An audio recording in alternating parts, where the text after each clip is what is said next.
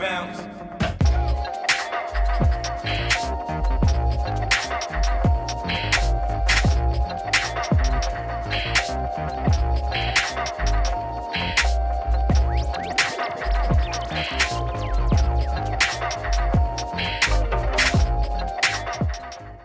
How do we do this going forward then as part of the Fast Forward? And I've enlisted a special guest for this who I'll introduce in a sec. One of the frameworks that we designed at FOOSSA, I've called jokingly as the bestiary for creative concept development. We use this in our facilitation with teams, and I use this in my teaching as well. And think about this as like a mini conversation sprint to help develop any creative idea, whether it's a design idea or an op-ed or whatever it is that you need help with, and how do you facilitate dialogues in a way that are super focused. So the name bestiary, if you're not familiar, actually comes from the Middle Ages, where they used to make these illustrated books with animals, both real and imaginary and mythical, and they were meant to illustrate some sort of moral point or some sort of ethical point of view. So think about Aesop's fables here. Also, great plug for the Rijksmuseum in Amsterdam, where I got these images. They have tons of cool stuff that you can use in the public domain. All right, so actually now this is the time to introduce Julia Fernandez, who, if you were here on Tuesday, was the very first designer to share her portfolio. I've asked her back to share some work in progress that she's still trying to figure out how to talk about. And just as part of the technical limitations of this, I asked her to put everything on one slide, and I also put an ugly countdown timer on there as well. So don't blame her, blame me for that ugly timer. So Julia, welcome back. Thanks, LeeSean. I'm so happy to be here, and thanks everyone for participating. Yeah, it's lovely to be here. And in case you didn't meet Julia earlier, she is a current student at the Academy of Art University and is based in the San Francisco Bay Area. So Julia and I are going to go through the 6 animals in this bestiary together. We're going to go one by one, starting with Silent Sponge. And how this is going to work is me as the listener and the facilitator. I'm going to be the animals, and Julia is going to be herself. So Silent Sponge, I'm literally going to be quiet and listen to her talk about her slide in the next slide, and we'll have a countdown timer just to keep this short. But the idea here is you can adapt this to your own context and obviously have longer time spans, and you can also do it in pairs where you take turns playing the animal rules and sharing and developing your work with your partner. But we'll only do it once for this demo. So Julia, you ready to go? Yes, I am. I'm ready. All right. All right, so I'm going to stay silent. I might just like nod or say, but you can take it away from here. I'll set the timer and let's go. Awesome. So I'm going to be sharing with you all a UX UI design challenge that I actually received from Google. I passed this challenge, but unfortunately due to COVID, the opportunity did not push through. But nonetheless, I'm happy I'm able to share this with you all and put it out into the world anyway. So again, with the design restrictions of one slide, I wanted to focus on my design methodology and what I used to complete this challenge successfully in 7 days. So if you saw my portfolio presentation, one thing that I am is an ally to my users. And although this problem was defined with the Google challenge, I wanted to dig deeper and find pain points of individuals in universities to create this mentorship app. So I decided to complete my research in the discovery phase by surveying students, 50 students to be exact. I interviewed 5 individuals that were both mentors and mentees. And from there, I decided to properly go and define the phase of my process. And to kind of just like reiterate, this is a mobile solution to help students navigate their college environment through social networking between mentors and mentees. And that was the answer to the prompt that Google gave me, which is basically to connect students that are in university. All right. It's okay, you have the chance to continue this, but let me introduce the second animal in our bestiary here. So for the rest of the 5, it's going to be more organic dialogue between us.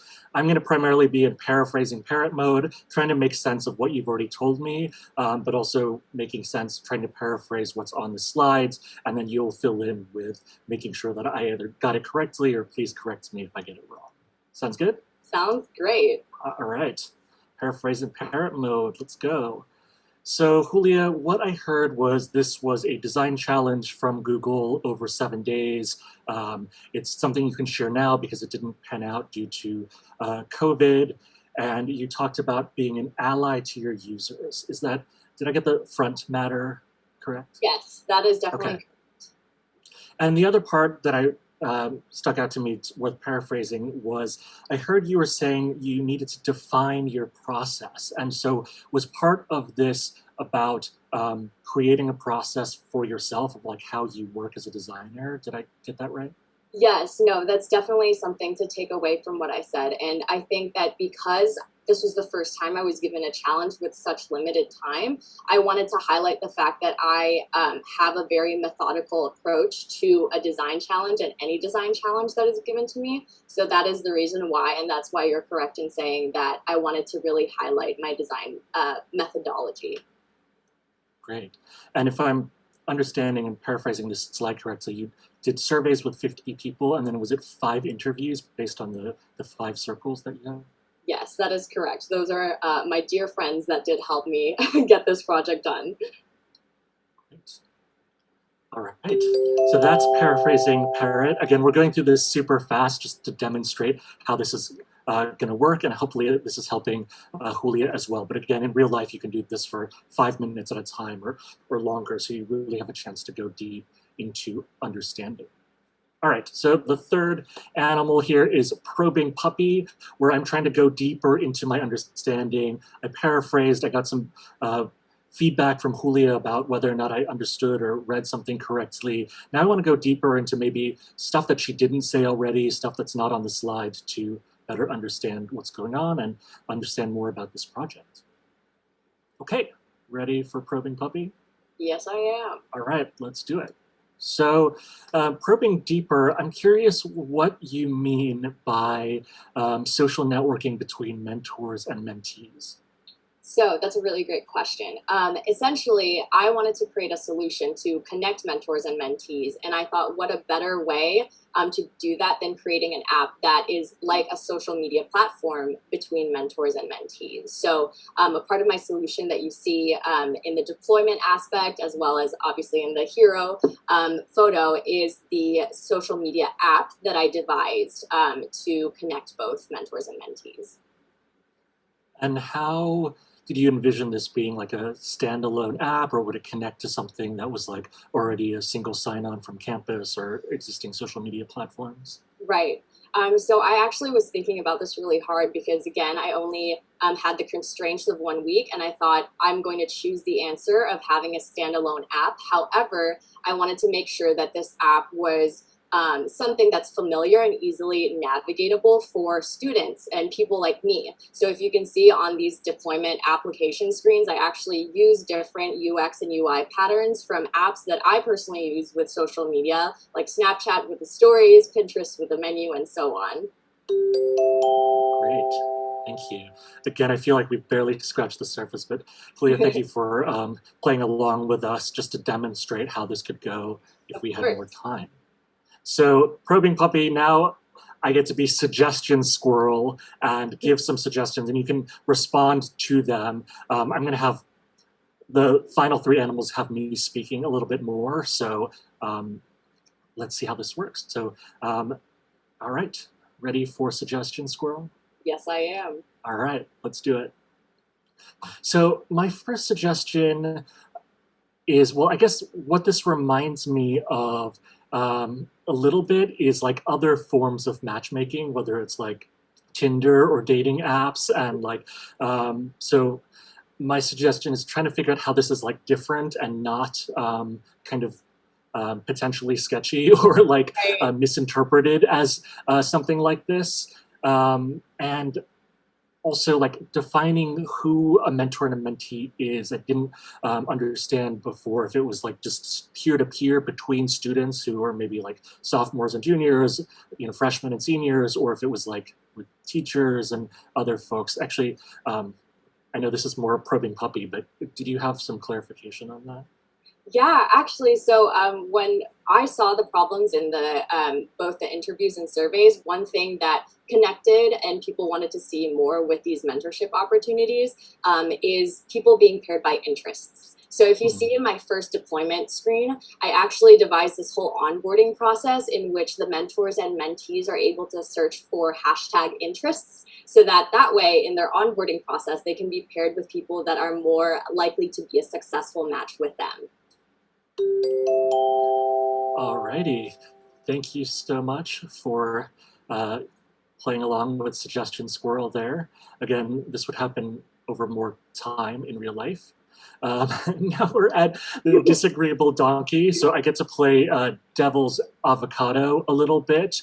So I'm going to be a little bit harsher than how I am in real life. And the idea here is that this is kind of preparing you for potentially like actually more hostile or aggressive review, or say like in a job context, or just to like help essentially like give you a vaccine for this sort of stuff. I'm still going to be nice about it, but I am playing a character here from Shrek.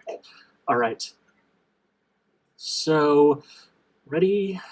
Yes. And go. So the thing that struck me as kind of distracting was the logo, because you called it guide something, but then with the geometric figures, it looks like it could be like an M or something, or different figure, like people with their limbs intertwined, and again with the sort of potential Tinder association. It was like, that's kind of weird, but I clearly have my mind in the gutter.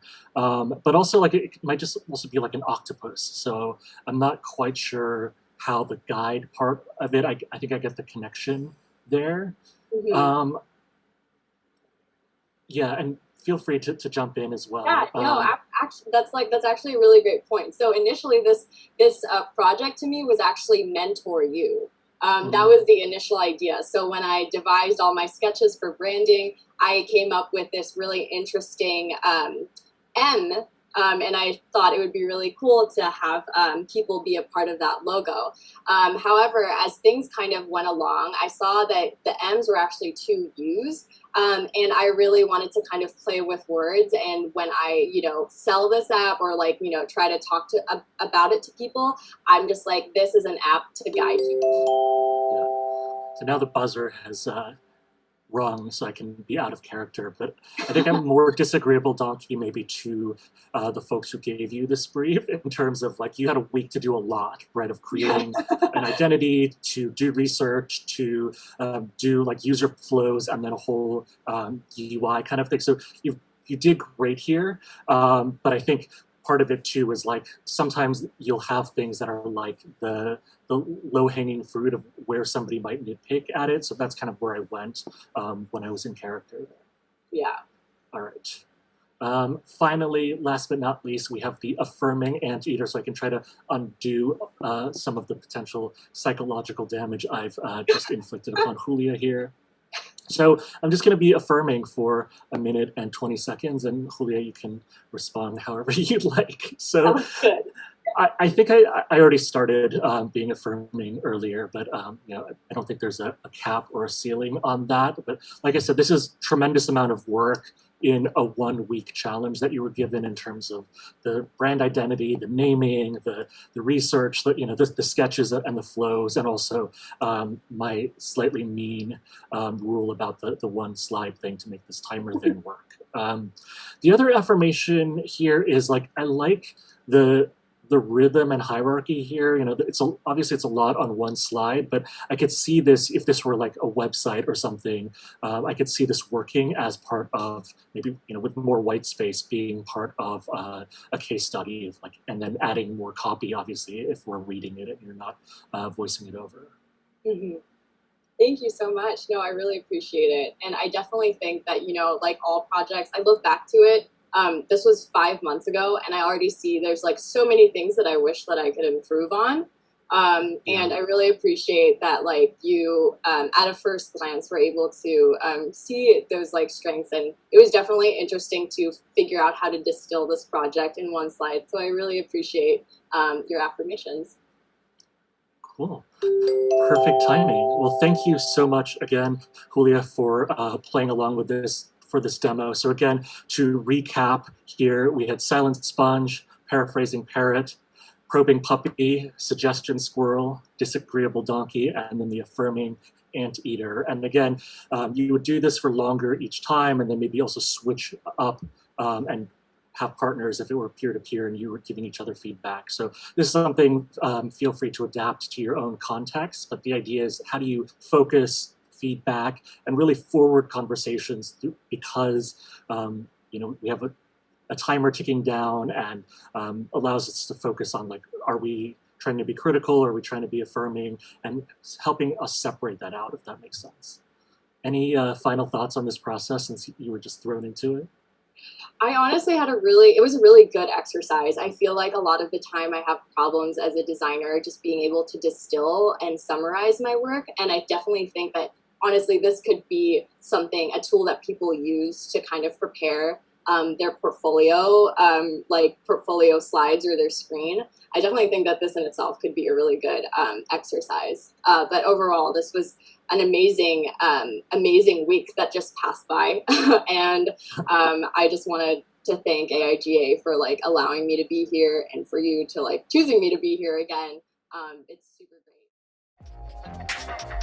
great.